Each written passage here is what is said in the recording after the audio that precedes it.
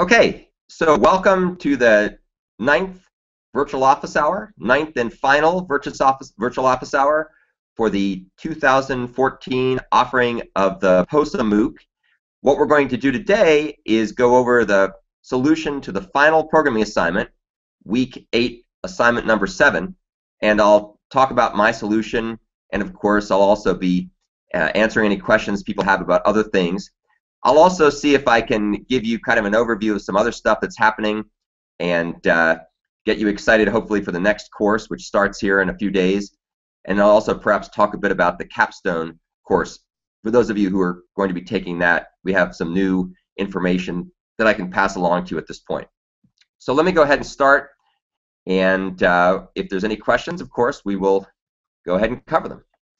Let's see. So let me go ahead and make my editor visible. Good old Emacs. There we go. Okay, so if you recall, the assignment for this week is very similar to the one from last time, or actually from 2 times ago, from week 6, assignment number 5. And it basically involves building an application that can download files and display them. Except unlike the last version we did, which used basically messenger type information, pass messengers back and forth to communicate and use the intent service and use the thread pool that we used with the thread pool executor service. This particular implementation, in contrast, uses the Android interface definition language, AIDL, as well as using the binder mechanisms more directly. The messenger mechanisms also use the binder as well, but it's hidden a bit, and it basically allows you to pass bundles around, which are somewhat more generic and less strongly typed, as we talk about in the videos. So I'll go through my solution here. Keep in mind, of course, that you can have some variation in the different solutions, and they'll still be correct. And also, for those of you who find the assignment too easy with the shells given, you're always welcome to implement them yourselves without using little or any of the shells, just to see if you can do it all yourself. Here's the download activity. Download activity extends download base. Here's download base. Download base, as with the previous solution, factors out most of the user interface widgets and components, so things for keeping track of the URL that's provided by the user through an edit text window, a place to put the image, and so on, a method to hide the keyboard. And then we have a method for displaying the bitmap. That's basically the same as we used last time. So a lot of the code in here is very similar. In fact, if we were doing this implementation from scratch, we probably would have had both the previous assignment and this assignment inherit from a common base class. That would have made a lot of sense. This particular version basically disables strict mode, so it's possible to use the UI thread to make two-way AIDL calls. I wrote another version of this that doesn't do that. I'll show you that in a minute. I actually prefer that version because it's not as not as much of a kludge or a hack as turning off strict mode.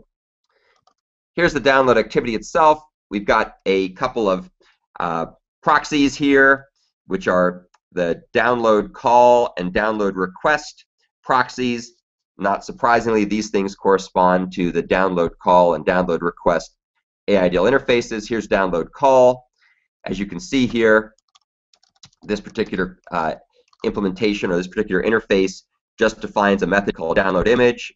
That's a two-way method, and it takes a URI and returns a string, and of course it's going to block until the call is done. Here's download request. As you see here, download request takes a URI, but unlike the other download call interface, this download image method is a one-way method, so it won't block the caller. And what it does is it passes in a download callback object, which is used by the receiver, by the service, to send a response back to the client and or to the activity. Here's the download callback. As you can see, download callback basically defines a set send path method, which is also one way, and so that means that won't block the service, which is acting in the role of client when it invokes the send path method to send the path back to the activity client. Now, a couple things to note here real quick. Why would you choose one approach versus the other? We'll talk a bit more about this in a second. I think it's fair to say that a two-way synchronous call is a little easier to get your head around, and so that might be one argument in favor of using the two-way synchronous approach. The other thing is that we're really passing over and returning the minimum amount of data. We pass over a URI, which is essentially a string, and we get back a string. So that's all that's going across the address space boundaries. With download request, in contrast, we pass over a string, and we also have to pass over a marshaled download callback. And so that download callback is going to essentially take up some space, and so you're going to put more data on the backplane by using this approach. And if you're willing to disable strict mode, then arguably it's even simpler from the client perspective because you just make a call and block for it to return.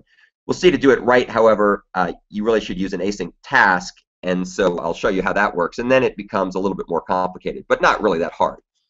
Actually, none of this stuff is really all that hard, quite frankly. It's pretty straightforward. Download call, download request, these are the proxies that are going to be initialized by the on-service connected callback hook methods. Here is the on-service here is the on-service connected implementation for the synchronous version, the two-way version that's synchronous. And as you can see, all it does in this case is that when on-service connected gets called, it simply takes the service, which is an I binder, and it uses the generated stub that was produced by the AIDL compiler automatically, and it converts this thing into a proxy using this as interface call. That's a factory method that takes an I binder and converts it into a proxy, and then that thing can be used henceforth to make the basic two-way calls. When the service crashes and is no longer available, the on-service disconnected call is invoked, and that sets the proxy to null. Here's the same thing for the on-service connection async version. As you can see, it's essentially the same. The only difference is it uses a download request to get the proxy as opposed to using the download call. And that's why for the example that we show called the acronym application that's available on the examples directory in my GitHub account, we actually make a little generic service connection framework that hides all this low-level detail from you, so it can be factored out. Notice, by the way, that you really need to make sure that you define these service connections in the main thread of control, so that way the dispatching takes place in the main thread of control, which is exactly where it needs to take place in order to avoid race conditions and other scheduling hazards. Here is the stub implementation. Remember, in Android, stubs are what the services implement, proxies are what the clients use to invoke methods. And so here's a download callback stub, and this is what's going to be used to implement the callback from the service, from the async service, back to the activity. And this guy will simply take the string that's passed back and go ahead and make a new runnable. We'll talk about why we need a new runnable in a second. And the new runnable will simply go ahead and display the bitmap using the path name that's passed back. And then we go ahead and pass the runnable to the run on UI thread method. And as you can see here, run on UI thread, we'll simply go ahead and stick that thing into the UI thread's message queue where it's processed by the looper using the command processor pattern and the hammer framework that we've talked about earlier. The reason we have to do this, of course, is because anytime you invoke an AIDL method, whether it be one-way or two-way, and it crosses process boundaries, then it will be run out of a thread of pools that's managed by the binder, either on the sender side or the receiver side. In contrast, if these things happen to be co-located, it would not run in a separate thread. It would run in the thread of the caller. But these things go across processes. So as a result, as you can see here, we need to be able to get the call back onto the main thread to display the image. Here is the run service method. As you can see, it's pretty straightforward. By the time run service gets called, the proxies will have been initialized already. We'll see how and why they are in a second. If you call the bound sync button, if you push the bound sync button with your finger, then we go ahead and call the download image call, which is a two-way call. on the download call proxy. That returns a string, and we can just go ahead and display the bitmap directly because we're in the UI thread. Keep in mind, of course, this is why we have to turn off strict mode, which is not really a good idea. So I'll show you another version in a second that doesn't do that. But this is perfectly fine for our testing purposes. Here is the async version of this. It looks somewhat similar. Notice what it does is it goes ahead and calls download image on the download request proxy, except it passes in the URI, and it also passes in the download callback. And that callback, as we saw before, is what gets dispatched when the service calls us back. So it's turning the service into a client, and it's turning the activity back into a server, if you will. Here's the onStart method. This onStart method basically goes ahead and checks to see whether the calls are bound, the proxies are bound or not, and if they're not bound, it goes ahead and binds them, passing in the appropriate intent it makes with the factory method and the appropriate service connection. And that'll then go ahead and trigger the Android to call the onBind method on the service, as we'll see, and that when that returns back a binder from onBind, that'll get called back to the callbacks through onServiceConnected through the two service connection objects. And onStop just goes ahead and unbinds the service if it's bound. Okay, so that's basically how that works. Let me just show you before we leave here another way to implement this, at least another way to implement part of this. This is the other implementation I did just to show you what to do. In this particular case, what we do in the synchronous version, so this is the synchronous version now, you can see that we use run on UI thread, and we go ahead and spawn a separate thread of control. If you see down here, we go ahead and allocate a new thread of control and start it, and then have that run, and when it's done running in a separate thread of control, we take the result that comes back and put it back to the main thread. So that basically allows us to be able to do a blocking two-way call without having to worry about setting the UI thread into non-strict mode. So that's one way to do it. You could do it by basically spawning a thread. Another way to do something like this was something that I showed last time, and let me just show you how it works real quick because it's pretty cool. So here's the acronym example that we looked at last time. And by the way, these all look pretty much the same because they're all doing the same structural things. The behaviors are a little different, but the structure is the same. Down here we have the expand acronym sync, which is basically like download image. And you can see here what it does is it goes ahead and it makes a new async task where its do in background method does the two-way call, and then when it's done it returns back results from the two-way call, and that then gets run in the main UI thread by onPostExecute. So that's kind of what things would look like if you used an async task. So that's the async task version. Over here, as you saw, we had the thread and runnable version. So this is basically the thread and runnable version. And here's the async task version. And kind of for my money, I think if it was up to me and I was going to be using synchronous two-way calls, I would be tempted to use the async task. In my mind, that's just a little bit cleaner than the thread and runnable approach. But it's really more or less the same idea. So that's essentially how you would do it. Let's go back over here to where we were before and take a look at the original solution. All right, so that's basically the whoops, that's not the original solution, that's the new solution. Let's go find the original solution. There we go, here's the original solution. All right, so that's basically how things look on the activity side. Pretty straightforward. There were just a few methods for you to fill in, but you had to do some thinking to figure out what they were to look like. And the good news is once you know how it works, all bound services pretty much behave more or less the same way. Here then are the services. Let's take a look at the synchronous version of the services first. Really straightforward. Download bound service sync extends service, and it defines an implementation of the download call stub called mDownloadCallImpl. And all this guy does when he gets called is he just calls down to the download file method in the download utils and goes ahead and basically downloads the file this will run in its own thread of control, because all the callback methods, when you go across processes, all the upcalls and callbacks are run in separate threads from the pool of threads.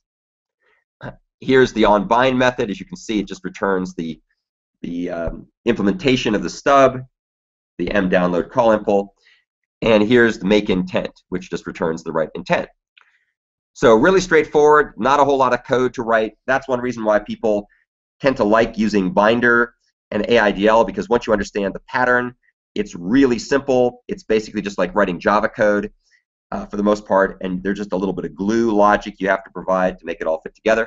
So that's pretty easy. Here is the async version of this stuff. As you can see, in the async version, it's almost identical. We have a make intent method that just returns the async class. We have an onBind method that returns the download request implementation. And here is the download request stub.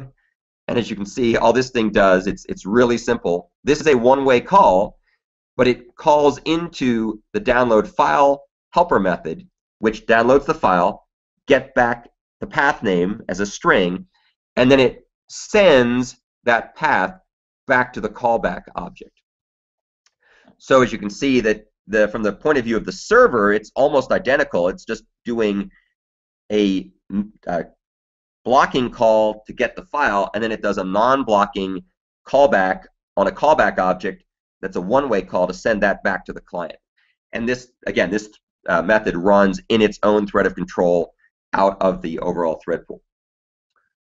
Okay, so that's basically it. The great thing about AIDL and Binder is once you understand them, there's very, very little code to write.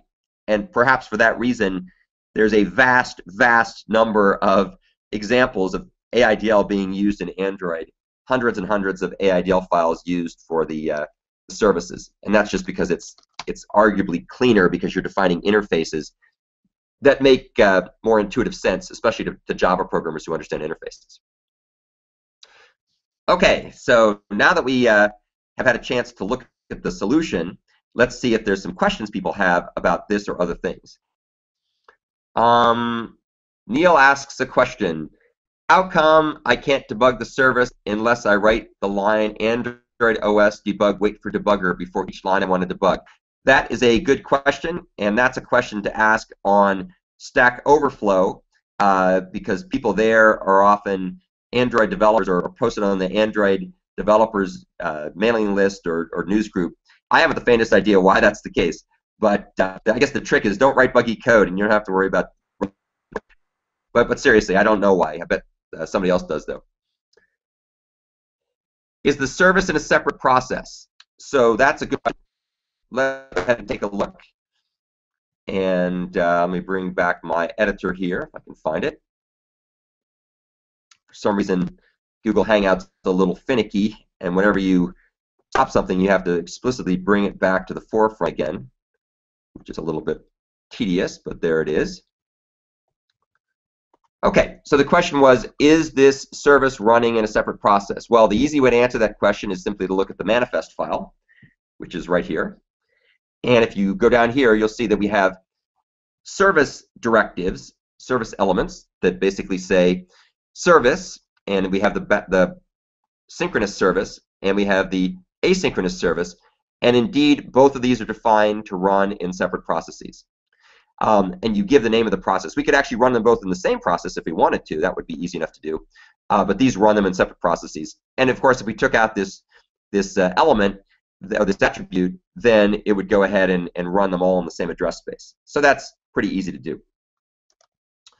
All right. Hopefully, Ron, that answered your question. Why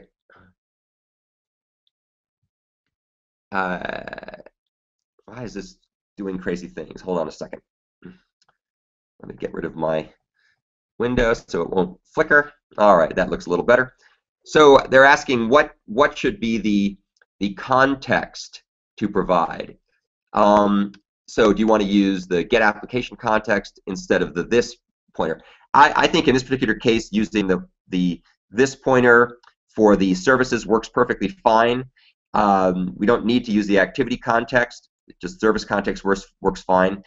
but other circumstances, things might behave a little differently. So I recommend you take a careful look at documentation and some online postings of people on Stack Overflow kind of explaining in great detail what the difference is between these various contexts.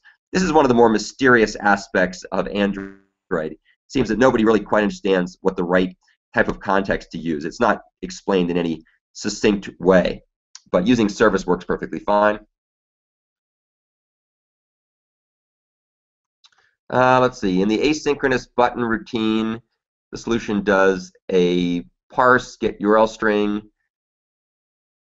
Oh, so it probably doesn't need to be done. That's a good point. Let me go over and take a quick look at that. That could very well be something that could be cleaned up a little bit. Let me see this real quick.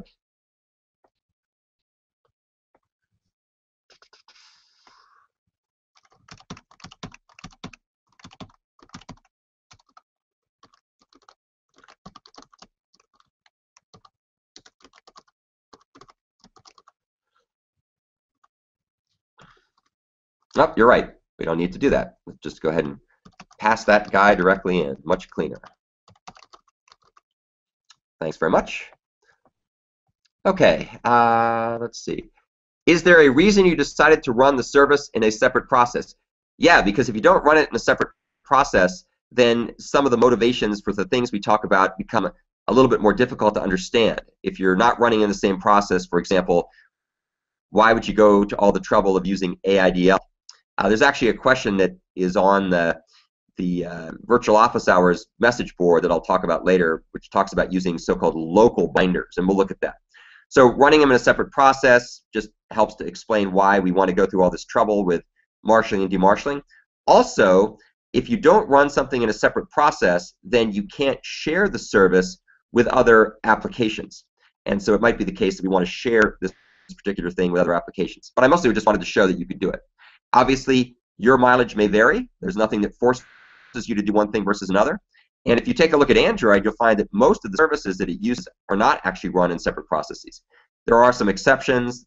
The Bluetooth service, for example, I believe runs in a separate process, but I think a lot of the other ones don't. Let's see. Dinakar talks about get application context. I don't know offhand. It looks awfully complicated, but why don't you post it to the discussion forum and we'll talk about it. It's hard. It's really hard to read code in the tiny window that they give you for questions. So is the downloaded file accessible to other applications running the device if they know the path name? I don't think so, not in this particular case, because you have to be part of the same application because the way we're using the context. If you want to be able to write applications that can access files that are passed between applications, you would want to use, I think it's called a file parcelable. So there's this open file parcelable or open parcelable file that gives you back a descriptor that you can pass around between address spaces and between applications, which is much cleaner. But we didn't need it for this example, so I didn't use it. Wayne asked a question, what's the benefit of co-located service that returns an instance of the service object? So that's a good question, and that question was actually asked on the discussion forum. So let's go ahead and take a look at a couple of things. First, let's go find a browser. So here's actually the question. This is the question from Virtual Office Hours. So let's go over here, and we will go look up Bound Services Android, and we'll bring up the Bound Services documentation for Android, which is right here. And you can click on extending the binder class, and this gives you a very detailed explanation and then a pointer to more source code of how you would write purely co-located services that don't use AIDL and expose the objects directly to the clients. And so there's a nice example here of a so-called local binder, and then they show an example where they have basically I think this is the way they do it. They show this random number generator thing. Here it is. Yeah, there's a random number generator that's returned by this object, and so the client gets this and it can make the call on it directly. Now, so this example that's from the Android documentation shows you the mechanism of doing co-located binder services. But that begs the question, does anybody actually use these things in practice? And the answer for that question, if we go over here, let's take a look and see if we can bring up. So this is the Android source code, and I'll show you what I'm looking at. I went in here and I looked for all the places in the packaged applications where they had both a local object extending the binder and an on-bind method. And I found 3 examples: the vCard service from the contacts application, and then the callback, emergency callback mode service, and the network query service. Those are all things you find in the packages.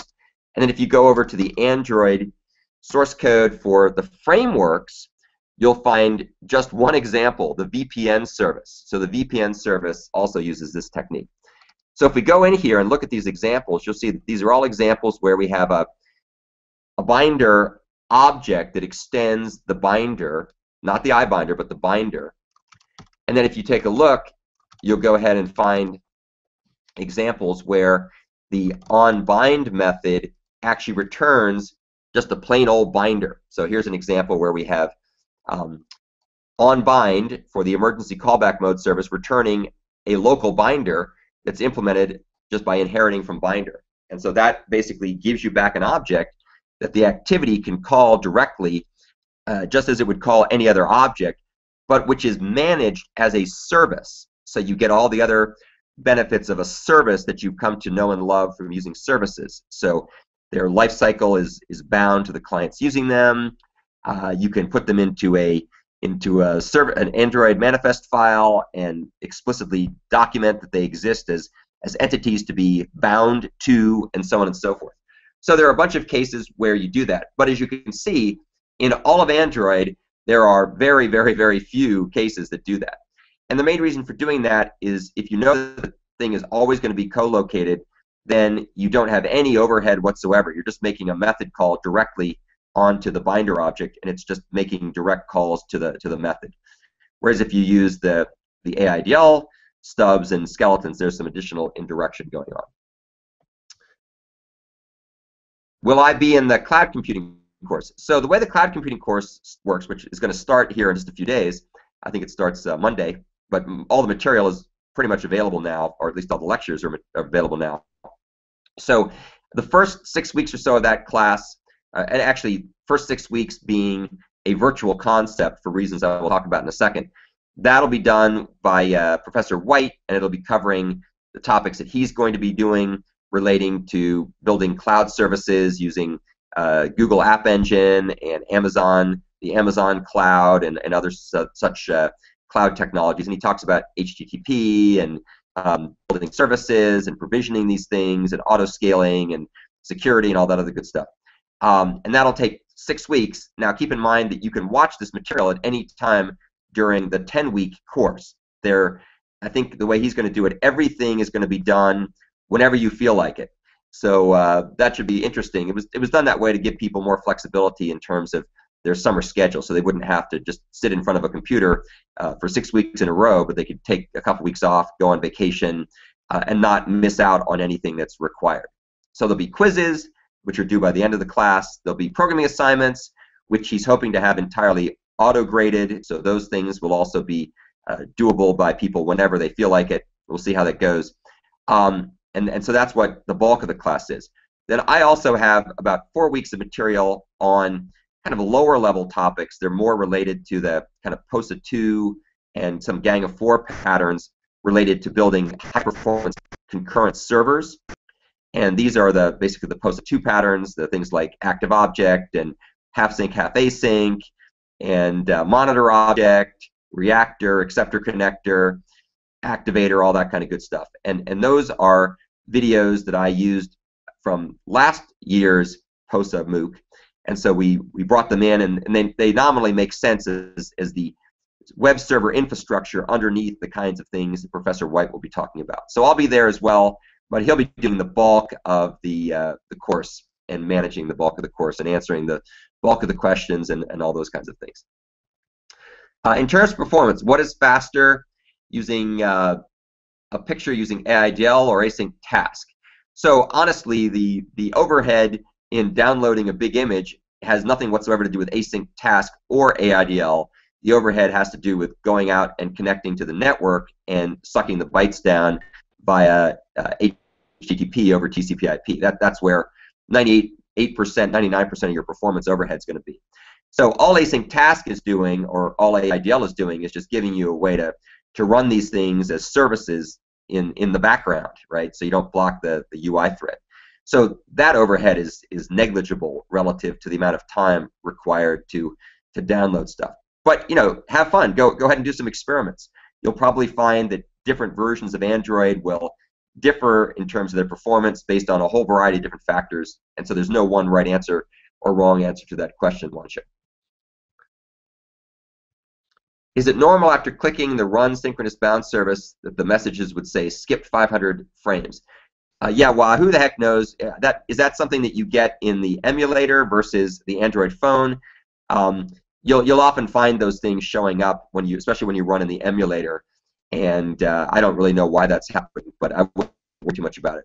As I mentioned before, a good idea is not to call the two-way blocking calls in the UI thread, but instead to spawn a separate thread. Using async query handler in combination with content provider seems to be a good thing to do to replace services once and for all. What are the pros and cons of using those versus services? Well, so that's a good question. Anything involving content providers, by the way, you don't have to use async query handler. You can also end up using something along the lines of the loader manager stuff. That's another thing you could use. You can actually use two-way. You can use async task, making two-way synchronous calls to get content resolver synchronous methods like insert, delete, and so on. The problem, of course, with those things that they're pretty simple to do, but you have to work with relatively low-level data structures. You have to work with the kinds of things that are understood by content providers and values and the SQLite database.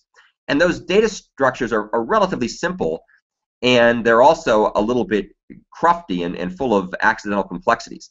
So the thing that you get by using a service is the ability of being able to use nice, strongly typed data that looks and feels essentially like everything else that you're accustomed to programming with Android already. So it really depends on whether you're coming at the world from a database point of view or a web services point of view, where you're used to working with JSON or simple data types like strings or cursors of strings or cursors of ints and basic types. If you're accustomed to doing that, then the content provider and the async query handler and the HTTP style programming is very convenient. In contrast, if you're much more accustomed to working with Java and Java interfaces and strongly typed data and lists and maps and hash maps and so on of the strongly typed data, then that other stuff seems a little bit weird, and you end up spending a lot of time writing all this crufty code in your application to deal with these very low-level data types and to massage them back into native Java objects. So services and AIDL do a really great job of shielding you from all the details of the low-level sort of dynamically typed strings and JSON and stuff like that. In fact, one of the things that we're actually doing right now at this very moment is we're implementing a prototype of one of the applications we're going to have in the Capstone project course. So the Capstone project course is kind of looking like we're going to have 3 or 4 candidate projects to pick from, and we're hoping, keeping our fingers crossed, that we get some from major providers like Google or Amazon or Facebook and so on. We'll see if that works out or not. But whether or not we get those application project descriptions, we definitely have at least one that we've developed, and we're building a prototype of this right now. And basically, what we're going to do to make it kind of fun is we're going to have a content provider with a sync adapter that will be synchronizing a cache on the phone, talking to a RESTful web service, and basically getting updates from the web service based on changes to images or other data that we can get through the HTTP head protocol. And then that information will be stored in a content provider, and then you can either get to that content provider like you normally would through a content provider by using a content observer, or we'll also provide a bound service interface to the same data. So for people who want to get access to things in a more strongly typed way, you can basically make a method call or several method calls on the AIDL interfaces, and you'll get back lists of strongly typed Java objects that will be pulling the data from the cache so that you can give the applications this wonderful strongly typed AIDL-like model. Or if you want to, you can just have content observers and you can get called back and do queries and so on. So you kind of get the best of both worlds. And that way, people can make their choice about what makes the most sense for them. Once again, if you look at Android, you will see literally hundreds of examples of AIDL and services. So there obviously are reasons for doing those kinds of things. Let's see. So Donald asked a question about the cloud services videos. So there'll be a lot of assignment using servlets. As far as I know, you should be able to continue to use Eclipse. There's actually a set of discussions on the discussion forum about using Eclipse and various Eclipse plugins for the Spring framework. So I think in the same way that we have plugins for Android for Eclipse, there are also plugins for Spring for Eclipse. So you should be able to continue to use Eclipse, and you'll just use the Spring plugins. But I am not a Spring expert, so that's a good question to ask Professor White. One-way means that this method won't block the UI thread. That's correct. And two-way means the program will wait until a response. Yes, Jordy, that is correct. Two-way methods are synchronous. They block the caller. Now, as to whether that caller is the UI thread or not depends on whether or not you spawn a separate thread. So the examples I showed where we spawned a separate thread, either by spawning a thread directly or by using async task, those are all examples of things where we have a separate thread to do the two-way call. Keep in mind that you only block if the call is made to, well, you'll only end up running things in a separate process if you go across address spaces.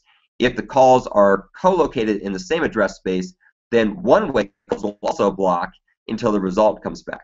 So just keep that in mind. A one-way call has a different set of semantics for the co-located case than for the remote case.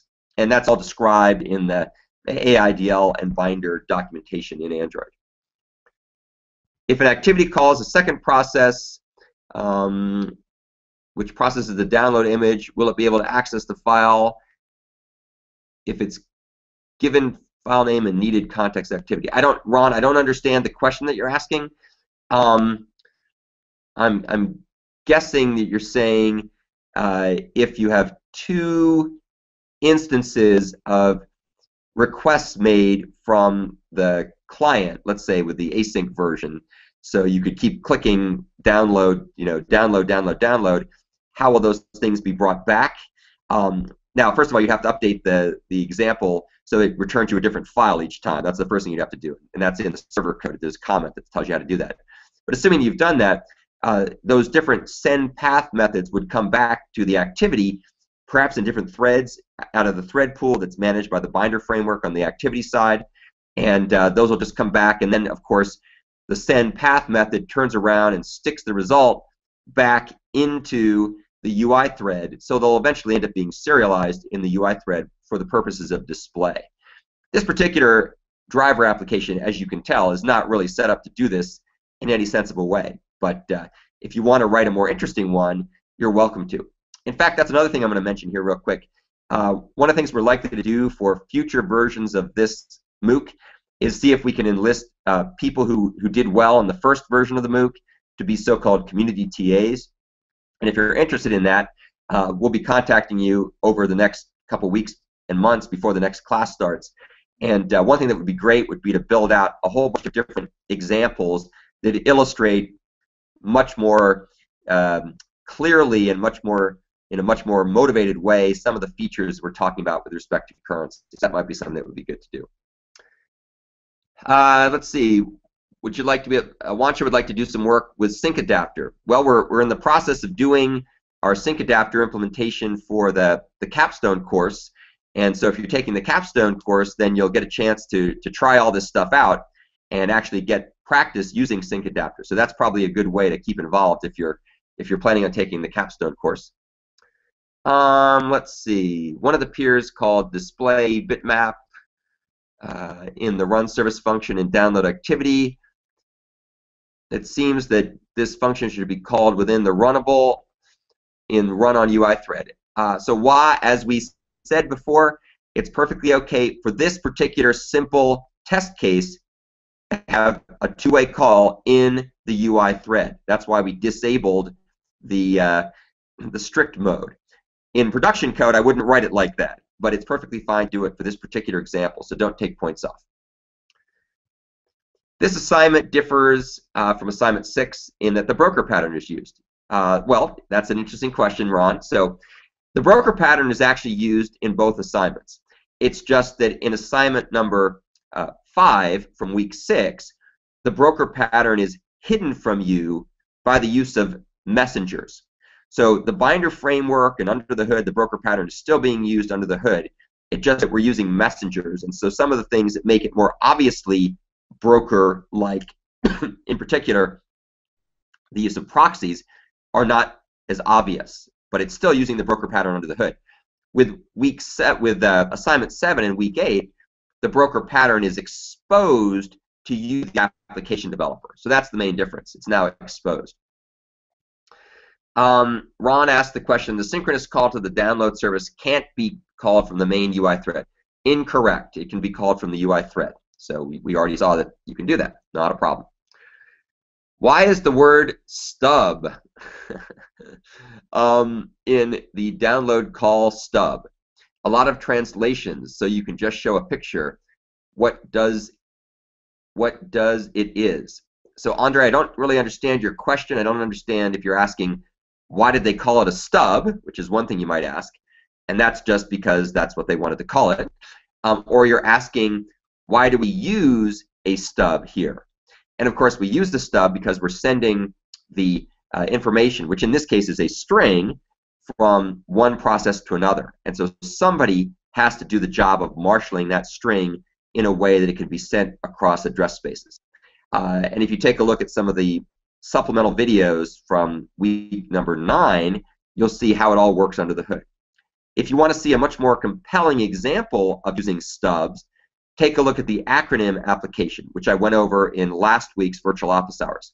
And in last week's virtual office hours, we went through much more detail about using AIDL for more interesting data types than strings. So in that case, we had a list of acronym data.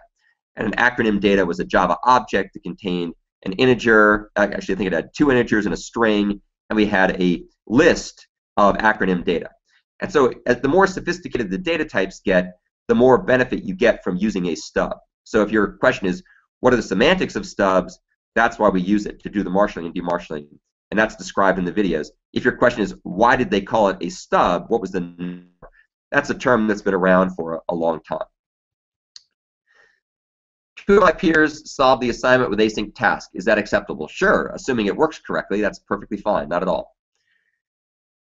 Can you show, Sheila asked the question, can you show the way in bound async button if you want non-strict mode? Sheila, I think I probably answered your question. This question is probably left over from very early on in the virtual office hours. So what I did there was show 2 examples, one of which created a runnable and spawned a thread and passed the runnable to the thread, and then the runnable's run method went ahead and ran the call in a background thread and then redirected the result back into the call. And then the other one was to use the async task. So those are both examples. And you can find examples of using async task if you look at the acronym application, which shows off a bunch of really cool stuff. Let's see, Daniel said, I tried running a bound service in a new project scanning for BLE devices. I don't know what a BLE device is, but I'm assuming it's a piece of hardware. When I added Android process to the service, I don't get results from the service's getter anymore. When I remove it, it works. Why? Well, that's a hard question to answer in the abstract, but my guess would be that either you're not returning the right object through bind, or you're not inheriting from the stub correctly. I'm assuming that you would have used AIDL. If you're not using AIDL, then whatever I'm saying doesn't matter.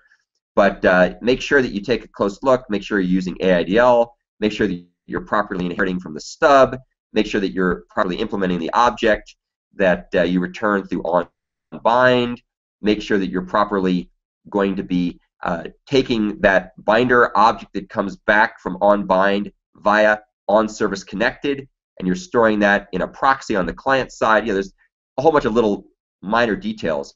What I would recommend you do is take the solution to something like the acronym. Take the acronym application, which has a working implementation of a bound service, and then strip out all the parts that you don't want and go through and replace those pieces with ones that you want for your BLE device implementation. So that would be my recommendation. Go ahead and do that. Okay, so those were all the questions we have so far. Let me also go ahead and see if we've got let's see if we've got some questions I haven't gotten to yet on Virtual Office hours. Let's see if I can find this thing. There we go. So here's Virtual Office hours. So we talked about extending the binder to return a custom object. I don't know, by the way, whether you want to extend iBinder. You probably want to extend binder, Michael. So I would say you're close to being right. You just want to make sure you extend binder, not iBinder, because iBinder is not going to do what you want, because then you'll be returning something that is not properly marshaled. All right, so let's see what we got. Week 8 assignment marking. So calling bitmap function directly in run service, that's not a problem. We just talked about that. And they're adding async task. That's perfectly fine too. Again, assuming that it works correctly, but not a problem. You can download the image in the UI thread if you want, because we set it into, we turned off strict mode. I wouldn't do that in practice, but it's going to be fine for this particular solution, and that's talked about various places. Let's see, using mdownload callback in the bound sync button handler. Let's see. So I think that might be the same question that was asked before. Oh, let's see. Oh, wait. Yeah, wow, that's pretty weird. Why would they do that? That's definitely strange. I would not be doing that. I guess they're trying to only have the calls in one place.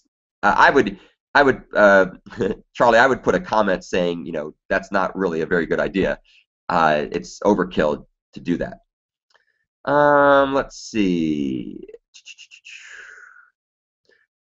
All right. All right, here, this is a long answer, so I will take a look at this later. Don't have time for that right now. Too many words to read. Oh yeah, the question about when is it overkill to use publisher subscriber. So publisher subscriber is a very generic, very general purpose way of doing communication. I released a set of videos from my course at Vanderbilt that talks about the publisher subscriber pattern and kind of illustrates how you can use it in Android with the Intense framework and broadcast receivers and so on. And there's a tendency when people learn about publisher subscriber to go completely nuts and do everything as publisher subscriber. And I think that's a really, really bad idea, because it is way more general than it needs to be. It has extra overhead you don't need. And there's plenty of situations where point-to-point communication works perfectly fine. In fact, oftentimes point-to-point communication is exactly the thing to do. And there are pros and cons, of course, and you need to be able to know when to use one versus the other. So the question was, what could you do, or how could you come up with a way to decide this? And in my typical evaluation criteria are, is there ever going to be more than one receiver for this thing? And or do I want to leverage some other feature of a pub sub service even if there is only one other receiver? For example, the Android Intense framework has this really cool filtering mechanism that's used to select one of a number of different matching services or activities for a given operation that you want to perform, a given action. And so that's a reason for using the pub sub mechanism, because you're going to leverage that wonderful filtering mechanism to pick the right one for you. But a lot of times you just want to do a direct operation. You want to command something. You want to control something. And publish subscribe is just getting in the way. And so the example I always like to use is, if you want to invite your parents over for dinner, or you want to set up a date, or you want to, tell your kids you're going to pick them up after school, you're probably going to text message them directly, or you're going to send them an email directly, or you're going to call them on the phone directly. A telephone is a very good example of a point-to-point communication link. You're probably not going to post to your Twitter account, hey, want to have dinner tonight, mom and dad? Or you're not going to post on Facebook, want to have dinner, unless your parents are, the kind of people who only do communication through social media, right? And only if everybody else in the world knows that they're being invited to dinner, which is probably kind of silly, right? So in situations where it's overkill to inform way too many other participants of what you want to do, then I just stick to using a point-to-point communication, which is going to be usually a lot more efficient for most real-world applications. So it's not a question of one approach being better than the other. It's a question of knowing which to use and when. There was a whole set of questions about how do you stop bound services. So obviously there's two issues here. How do you stop a bound service? And the way to do that is by calling stop service. How do you stop something running in a bound service, like downloading an image, for example? And so the discussions about stopping bound services are covered in the videos. The stuff about how do you stop a bound service, how do you stop an object that's running in the context of a bound service, you would typically end up defining some operation like cancel download or whatnot. And then clients would have a way through an API call or whatnot to be able to cancel the operation by making a method call that says cancel download. And then you, the receiver of that, the implementation of the cancel download operation, would have to use whatever means were available at your disposal to stop the thread from doing the download. And so that might include something like setting the interrupt status on the thread to try to get it to stop, with all the associated good and bad that comes from trying to stop things that are running in separate threads. There was a bunch of questions about one-way versus two-way calls. We kind of covered that already. We talked about things being synchronous versus asynchronous, and the fact that asynchronous stuff is more flexible, but the synchronous stuff uses less resources because you don't have to pass around the object reference to the callback. And then there was a way about downloading multiple images, and so there's a bunch of different ways to do this. And the other question here was, will the people doing the capstone course do the work in a private repository? The answer is yes, just like you do here. We don't want people copying each other's solutions. And the other thing for the capstone course is everything's going to be released in open source form. Ultimately, not the incremental stuff, but the final solution has to be in open source form, because we don't want to have to deal with issues about intellectual property and people getting pissed off and suing the graders and everybody for stealing their ideas. Oh, thanks. Bluetooth low energy. Thank you. In English, a stub means the bare minimum left after something is used that still includes essential information, like a ticket stub. Ah, that's a good example. Thank you, Dell. Ticket stub. I like that. I've been doing remote procedure call and distributed object computing for so long, I just think of stub immediately as being something that relates to marshalling and demarshalling of data.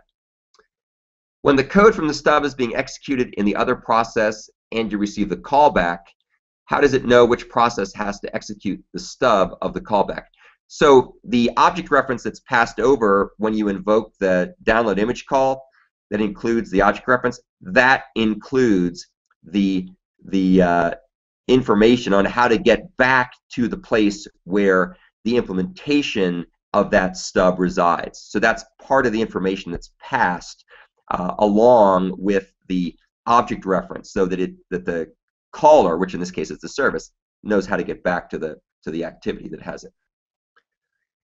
Will you provide assignments or sample code with the lessons you give during the programming cloud services class? Yes, we're definitely going to have programming assignments. These will all be optional programming assignments, and so we'll have quizzes for the optional lectures, just like we do now. They'll be optional. We'll have code assignments for the optional assignments, and you should be able to do them in either Java or C++, or whatever language you want. We'll probably limit it to Java and C++ just to keep it manageable. But that's what we did when we taught the class last time, and I showed examples in C++ of the solutions, and we had a lot of fun seeing how everything worked. I don't really understand your remark about race conditions from the start of the virtual office hour. Well, of course, I've long since forgotten what I said at the start of the virtual office hour, Sheila. So you might want to remind me what it was that I said. Um, but possibly I would have been talking about the solution related to the download application, and so perhaps what I was talking about was something where we have to worry about locking of some sort or another. I think it might have had to do with making sure that the on-service connected hook methods are always the objects are always registered in the main thread of control, the UI thread, so that they get called back in the main thread of control. And that way, we don't have to worry about there being race conditions for other callbacks that are taking place in the main thread of control. If we were to register the service objects in a separate thread, then there could be race conditions between when those callbacks take place and other things that are happening in the main thread of control. If we make sure that they run in the main thread of control, or the UI thread, then we never have problems with race conditions because there's only one thing at a time taking place in the main thread of control. So that's kind of the way we do that. Okay, well, it sounds like that's kind of the end of the virtual office hours for now. I greatly appreciate you guys joining. We will continue to do virtual office hours, and so Jules will be doing them from now on. I might do a couple for my part of the MOOC where we do the stuff that's more related to the web server patterns. So I hope I get a chance to interact with you then. And thanks again for all the fun in the course. And I will upload this video just as soon as I get a chance to finish rendering it. So thank you all very much.